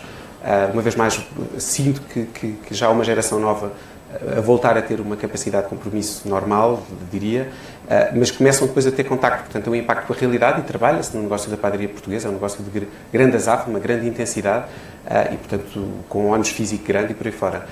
Mas depois, quando se apercebem da realidade da organização, nós partilhamos rentabilidade com todos os colaboradores da organização, a remuneração variável é chave, e as nossas políticas sociais também internas, e as possibilidades de carreira, depois, a partir daí, fazemos uma conversão grande. Temos ainda este primeiros 6 meses, diria, para melhorar e olhar o que é que se passa para ir atrás do assunto. É curioso que, enfim, talvez menos no caso da Joana, que é um negócio um pouco diferente, mas nos vossos casos, em que há uma grande interação, um grande contacto com o cliente final, parece que os projetos são de grande sucesso e o calcanhar daqueles, ou o ponto mais complicado, é efetivamente a ligação com o cliente. Sem dúvida. Não, eu acho que o cliente, de facto, há bocado dizia-se, é o centro, portanto, obviamente, estamos sempre a lutar para que seja a melhor relação possível. Eu não diria que é qualquer nada daquilo, senão eu acho que o próprio negócio não teria sucesso. Quer dizer, se tivéssemos um problema estrutural nessa relação, acho que esses são o tipo de negócios que depois não vingam a médio e longo prazo. Não, mas a ideia que existe é que a gestão, as áreas intermédias, todas elas são hoje média, superior, enfim. E depois, na fase do relacionamento com o cliente, parece que já são pessoas menos qualificadas ou menos preparadas, ou de mais difícil preparação, digamos assim. Há bocado eu referia, eu acho que a área da formação, da seleção, enfim, se calhar separava em duas coisas. Primeiro é essa, de facto, onde acho que é importantíssimo o tema da formação, o acolhimento, quer dizer, mesmo a própria formação de relacionamento com os clientes, portanto, isso é uma parte estrutural. Nós, obviamente, temos também uma rede muito alargada, seja de lojas, agentes, contact center, portanto, temos milhares de pessoas que também trabalham direta e indiretamente connosco e em nosso nome. E aí o tema da formação é chave. Acho que nós temos uma boa taxa de retenção e, portanto, funciona razoavelmente bem. Um outro desafio que eu, apesar de tudo, também puxava para cima da mesa, que é a atração de talento e a retenção de talento, porque isso, parecendo que não, também é uma área-chave, que é como é que nós conseguimos, enfim, seja a EDP, ou seja outra empresa qualquer, depois ter as melhores pessoas dentro, a gerirem bem, motivadas, porque de facto existe um desprendimento, mas não é só nas lojas, existe também mesmo do ponto de vista de gente qualificada que sai da universidade e que tem, hoje em dia que eles chamam os millennials, também tem uma relação muito diferente com a empresa e, portanto, gerir essas pessoas também é um desafio bastante grande, mantê-las motivadas. Mas a questão salarial também é importante aí, não é? Para pessoas altamente qualificadas que saem das faculdades, se não houver salários minimamente competitivos, as pessoas imigram, não é? Imigram, por um lado, mas eu acho que aqui às tantas nem é só o tema salarial. Eu confesso que acho que é muito mais o tema da motivação e aderência, no fundo, ao espírito da empresa, à missão da empresa, sentirem que estão a ter impacto, e isso motiva muito mais as pessoas. Obviamente o tema salarial é uma componente obviamente importante, mas se pode ter a parte salarial e não estar motivado com aquilo que é a missão da empresa, e a pessoa sai à mesma, porque hoje em dia, enfim, de facto é um mundo cada vez mais global, pode ser para a empresa ao lado, pode ser para uma empresa noutro sítio qualquer. Eu confesso que eu trabalhei fora, estudei fora também, de Portugal, e hoje em dia passo 2-3 dias por semana em Espanha, portanto flutuo bem, quer dizer, eu não sei se sou imigrante ou não, mas eu acho que hoje em dia as pessoas de facto têm essa... Mas até acho que não vejo isso como uma coisa negativa, muito sinceramente. Eu estou perfeitamente à vontade a trabalhar em Espanha, já trabalhei em Inglaterra, tenho família cá em Portugal, mas se tiver que mudar eu não vejo isso como, quer dizer, como um tema necessariamente negativo, quer dizer, vou, volto. Eu acho que hoje em dia as gerações, espero não estar a falar por todos, mas acho que também não têm esta noção de sou obrigado a emigrar. Acho que muitas vezes não, eu encaro isso como um desafio profissional e pessoal, e depois pode ser que tenha oportunidades para voltar para cá, pode ser que volte lá para fora. Portanto, eu para mim não tenho uma conotação tão negativa essa coisa de ir trabalhar para fora e voltar. Já o fiz e como digo, acho que faz parte hoje em dia. Joana, como é que, enfim, quando se avança para um projeto próprio, quando se cria esse projeto, isso faz, no vosso caso, é feito por falta de oportunidades noutras áreas? Vocês podiam, a Joana podia ter ficado a trabalhar na família da empresa, no grupo da família, não é? Mas quis um projeto próprio. Mas também podia ter seguramente arranjado emprego em qualquer outra empresa. Porquê é que se avança para um projeto? É uma questão inata? Estava desde o princípio em si essa ideia de fazer uma empresa? Bem, eu posso dizer que sim. A verdade é que eu venho de uma família de empreendedores e, portanto, eu penso que isso foi um fator muito influenciador ao longo da minha vida. Até poderia ter sido desmotivador, porque realmente os empreendedores, os empresários têm muitos problemas, porque a verdade é que ser empresário não é fácil e eu sei, na minha experiência dos últimos 3 anos, há muitos desafios, mas por outro lado também é muito motivador e realmente este impacto que o Miguel fala de a geração millennial dá muito valor além daquilo que é componente salarial e ter uma estabilidade salarial, ter também uma empresa com a qual se identifica. Eu aqui penso que, na verdade, eu quando comecei esta empresa, eu estava até na academia, até estava a fazer um doutoramento num programa português e americano, MIT Portugal, que fomenta imenso o empreendedorismo e, portanto, isso foi ainda mais um clique para eu decidir então que era desta que ia lançar a empresa. E, na verdade, esta decisão veio um bocadinho depois de vários anos viver fora de Portugal, nos Estados Unidos, e realmente foi uma oportunidade até de voltar para Portugal. eu pensei que, voltando para Portugal, gostaria de trabalhar numa área em que, tanto eu como o meu sócio, principalmente o meu sócio que trabalha no MIT Media Lab, em que trabalhava com desenvolvimento de tecnologias inovadoras e, portanto, numa componente de inovação forte e tecnologia, portanto, de ponta, em que gostaríamos de criar um ambiente semelhante na nossa empresa em Portugal. E, portanto, esse foi um dos fatores, além de, realmente, eu acho que aquilo que nós vemos à nossa volta e, portanto, o facto de, portanto, a minha família ter uma veia, portanto, de todos os lados, tanto da parte dos avós, do pai, da mãe, portanto, eu, no fundo, estava rodeado de empresários e não me via fazer outra coisa. Mas, no entanto, nem sempre acontece da mesma forma. Por exemplo, a minha irmã, que viveu na mesma situação, trabalha, portanto, na equipa do Miguel, na EDP, e, portanto, ela adora trabalhar na EDP, posso dizer, tem uma equipa com a qual ela se sente muito bem e, portanto, uma equipa muito inovadora, com projetos muito diferentes, não é? Nas novas áreas que a EDP está a apostar e, portanto, são contextos educacionais semelhantes, mas que depois não os despertam a vontade de seguir essa área. Um dia destes pode fazer uma empresa de eletricidade, a sua irmã. Ainda vai a tempo. Olhamos desse lado, não é? Que é a área que está na EDP. Muito bem, nós estamos a chegar ao fim. Rita, não sei se quer fazer últimas observações. Eu acho que foi eu estava aqui a pensar, eu acho que tem sido extremamente interessante estar-vos a ouvir. Porque tem áreas de negócio completamente distintas, não é? A Margarida na parte mais da hospitalidade, o Nuno na parte de restauração, não é? Direto de retalho, o Miguel na parte EDP, a Joana na parte de mais intelectual, desenvolvimento de soluções inovadoras, tecnológicas, etc. E é muito interessante ouvir-vos a falar, porque depois, à medida que vamos explorando os assuntos, vocês resumem isso todos, são 3 ou 4 elementos transversais, não é? O cliente, a gestão das experiências, a satisfação, a retenção, a lealdade, a inovação, todos vocês de diferentes maneiras inovam. E, portanto, eu acho que foi um painel extremamente interessante porque nos permitiu ter esta visão muito holística, a componente holística, que eu por acaso não falei na minha apresentação, mas que é uma questão muito relevante, que é esta, eu foquei-me na questão da cultura, mas esta abordagem muito holística, de que isto vem de todas as frentes, o grande ênfase no capital humano. Eu costumo ter nos meus slides uma coisa que é recrutar as pessoas certas. Tenho uns certas entre aspas. E costumo dizer aos meus alunos, há de lá achar o slide, e vocês vão ver lá, estão lá os certas entre aspas, porque os certas não são os melhores alunos, não têm que ser os mais qualificados. Os certos são aqueles que têm o conjunto de soft skills que já permitir um bom matching com as nossas necessidades. E as nossas necessidades necessidades organizacionais podem ser completamente diferentes.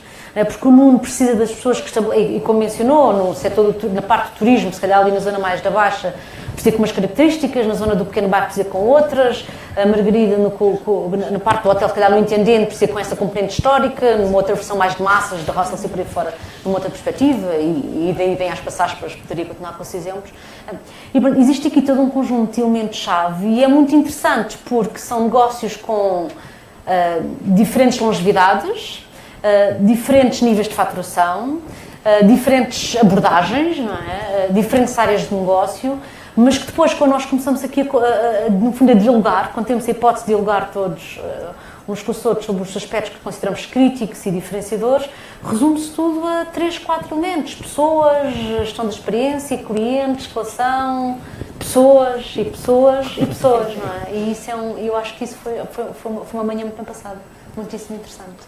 Muito obrigado, Rita. E quero agradecer também aos nossos excelentes oradores e as lições que nos deram aqui, empresariais e de vida, e agradecer também a vossa atenção e espero que haja um próximo nível, juntamente com o Banco Popular, proximamente, desde que a Teresa organize isto bem, direitinho, e desde que me ponham tudo aqui no papelinho, eu chego lá. Muito obrigado a todos pela vossa atenção.